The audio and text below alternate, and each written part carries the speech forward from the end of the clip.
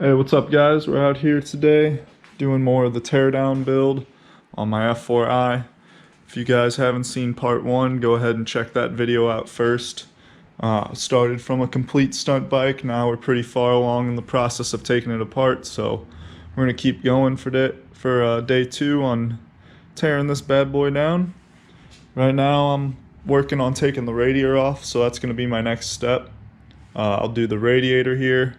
I got all my coolant drained out overnight, so there's probably a tiny bit left down in here, but for the most part it's all drained out, so I can take these hoses off, undo my mounts here and there, and then I'll probably take the headers off along with the rear end once I get the bottom jacked up.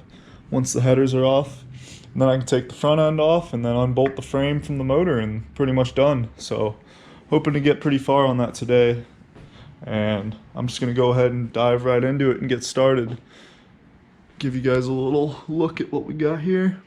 With all the wiring cleared out.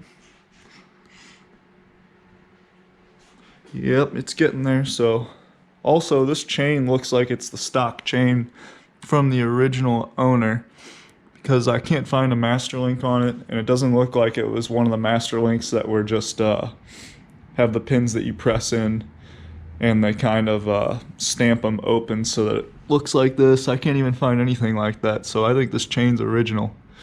So we're gonna have to cut that off probably eventually, or just wait till I take the swing arm off. But alright guys, I'm gonna go ahead and dive right in and get to it.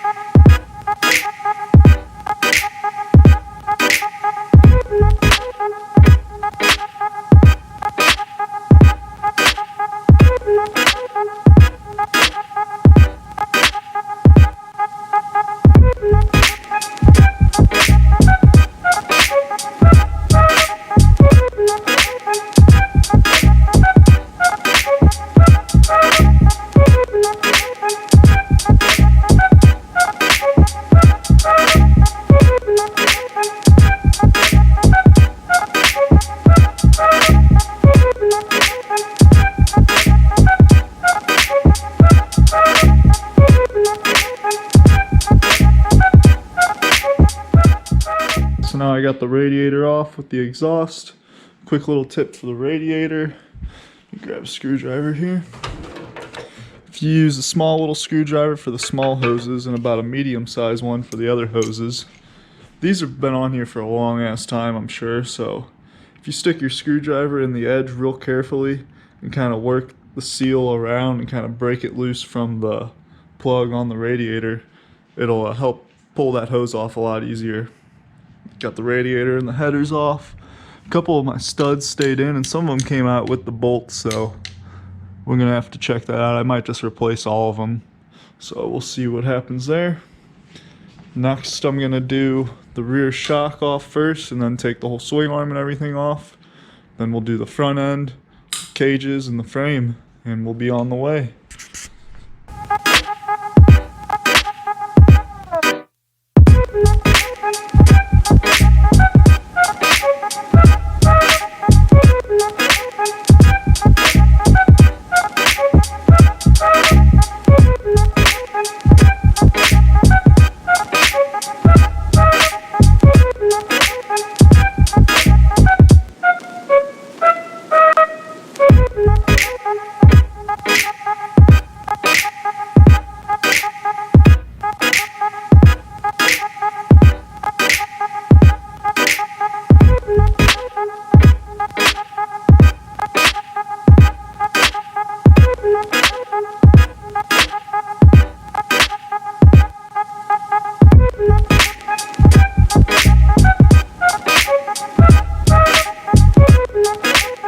Swing arm's completely off. Got that down over here.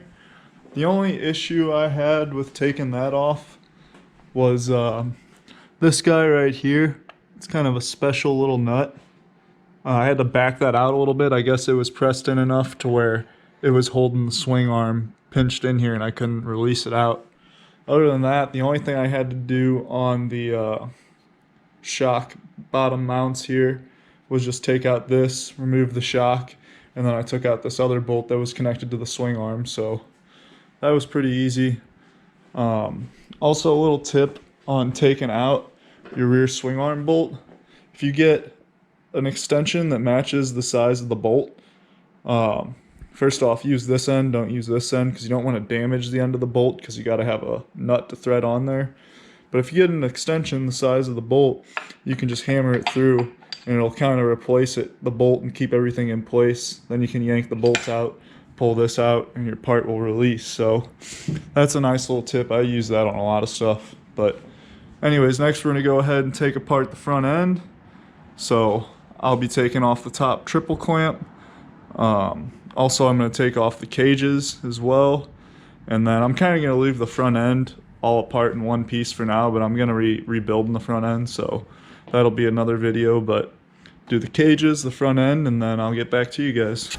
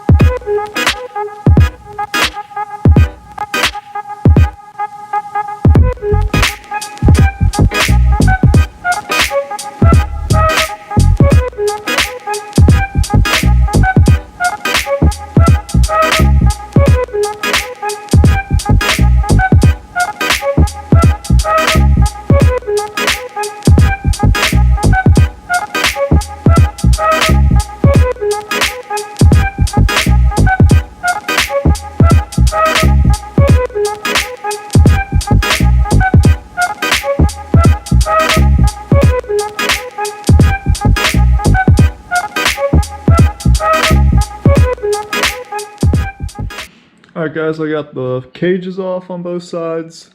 I also got the front end disconnected, so little tip for tricks for that. First thing you'll have to do is loosen your pinch bolts. Mine were 12 millimeters. And then get a big old socket on the top nut on here, or I mean if you don't have a socket for that size, I'm sure you could use an adjustable wrench. But mine was a size 30 socket, so I happen to have that. And then once you get that that nut off, then you can take a mallet and start hitting off your triple clamps.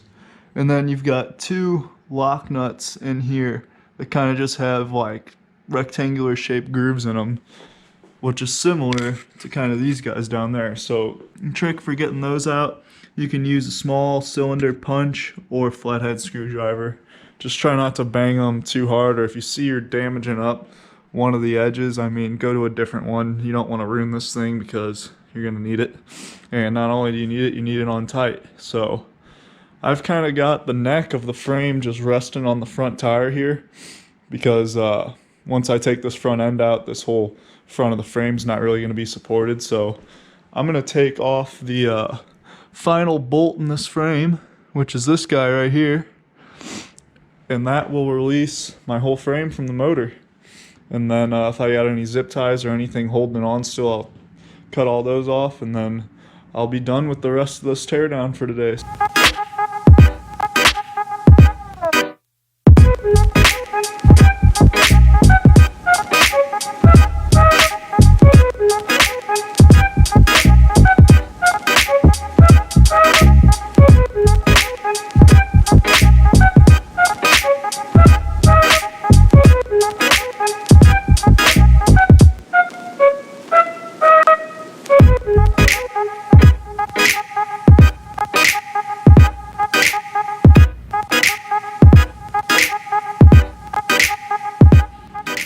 Alright guys, so that's going to be pretty much it for the teardown. I got the front end sitting over there. Everything else sitting over here. Got all my other parts down there. So that's pretty much all I'm going to be covering for the teardown. Everything that I didn't need to take off the motor that I'm not messing with, I just left on there because simply there's just no need. And I've got it all labeled. I'm going to clean this thing up probably pretty well, so I'll be covering that in my next video. I'm also going to be going through a lot of these parts individually and making videos on what I'm doing to them. Some of the things I'll be reinforcing, some of the stuff will be just upgrading with new parts. So there should be a lot to come. That whole front end, as I said, also is going to come apart. Need fork seals and front brake pads and stuff, so we'll be doing everything from cleaning to sending stuff out for powder coating, replacing stuff with new parts. So it should be a fun, entertaining build. And if there's anything you guys want to see too, just drop a comment down below with what you want to see, and I'll try and fill you guys in and get to it in my videos. So I hope everyone's enjoyed part 2 of this teardown, and I'm going to go ahead and pack up all my tools and get ready to go home, eat some dinner. So see you guys. Have a good one.